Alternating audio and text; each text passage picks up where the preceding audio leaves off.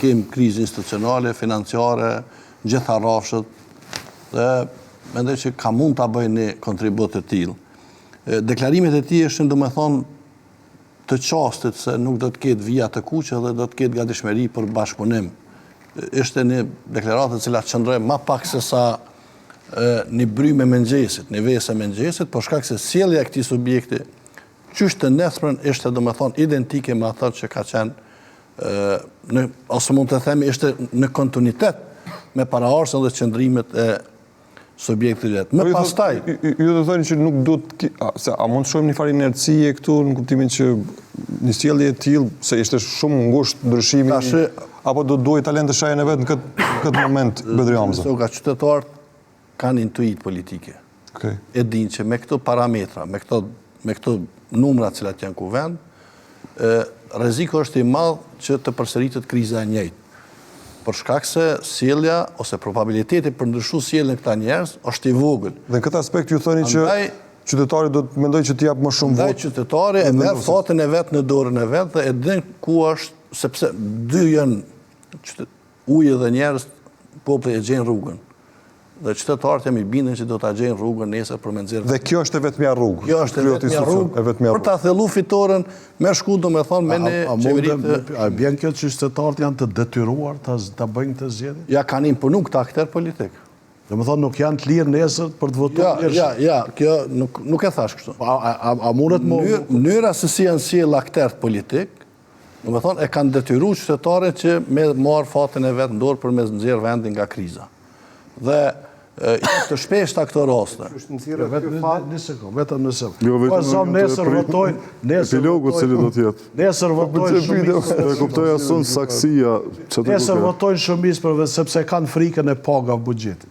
A do t'jetë kjo praktike dhe në vazhdimsi pas? Ja, kjo është zgjedhje të ardhshme. Po ka dhe një vot presioni, a thoni ju. Kjo është ideja, qytetarët do t'jenë lirë. Është pyetja për mua. Po. Të përgjigjem. Jo, ideja është apo krijohet një praktikë që kjo parti s'bëhet fare. Jo, kjo është penalizim ndaj atyre që kanë dashur me vjedh mandatin e qytetarëve. Mandatin e qytetarëve, vullnetin e qytetarëve s'mund ta ndryshojë askush.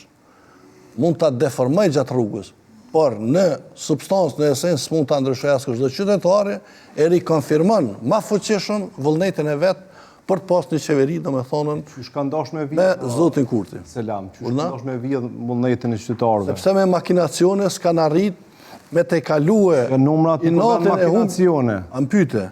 Makinacione nëpërmjet bllokadave ki eksponent të subjekteve opozitare që gjatë debateve televizive e kanë konfirmu që me çdo çmim do ta marrin vendin të bllokuar vetëm mos bëhet zoti Kurti kryeministër.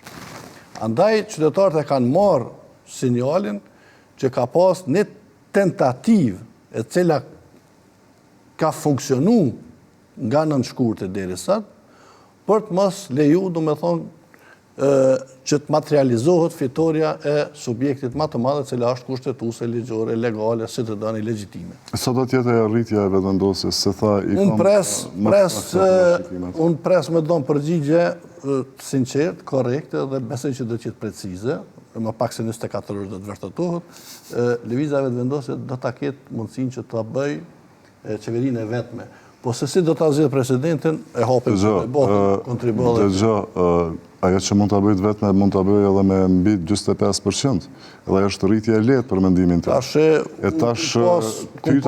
Ti kur tha që jo do të jetë krejt më ndryshëm, po du me dëgju sa është ajo më ndryshëm. Nëse është ideja e thellë, a mund përsëritet 2021? Mendoj që do të jetë afër, do të jetë afër. Unë presin afër 4-9. Se unë e kuptoj rritjet lehtë deri në 45%. Do të ketë mbi 55 mandate. Dhe për këto arsye ju lexoni që do të ketë këtë rritje, ajo faktor të tjerë. Natyrisht sepse është prej 41, nëse më shku Maloku se është. Jo, më shku prej 48 mandateve, më shku në 55 mandate janë. Unë mendoj që është një prag me kalu një subjekt. Nuk është pak, nuk është edhe 50 mandate, nuk është e lehtë, është e thelluar. Edhe 51 mandate me pas është sukses për lëvizjen.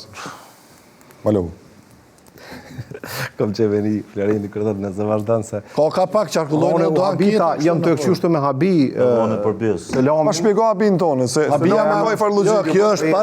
Kjo është sot që ka pëndodhë është para habi, po habia më dhe ty të kap nesë. Allah mu jo asi. Jo, është habitshme që shpëtue, e ka obligue, rrethona politike, ka detyru popullin, dhe më thonë, profesori tha shumë mirë, dhe më thonë, nesër me detyrim kanë me votua dhe ka fatin e vetë në dorë veta, e fati është i ndërlidhun me...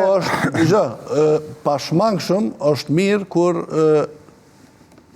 sovranit i ktheje do më vendimarja. Dhe populli do të ndëshkaj ata të cilët janë si pa përgjeshme në këtë vitin.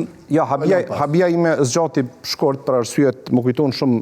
U ta thash, kjo është para habia modh është Jo, njësë. zgjati jashtëzakonisht shkurt se e pa tani film kështu të trajektorës që din me laku fuqishëm dhe mirë dhe dëptushëm zotin Shkodra dhe unë po them prap, në shpjegimin tim ose në atë që arrim e kuptu është që qytetari i Republikës Kosovës jeton në një shtet që ne i thojmë demokratik.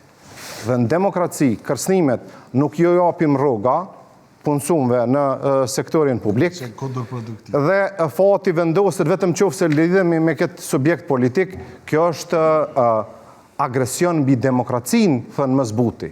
Për faktin që në Republikën... Shpjegimi është agresion mbi demokracinë, apo po themi lojan politike është një farë agresioni? Qoftë edhe shpjegimi, narrativa është kërcënim për demokracinë.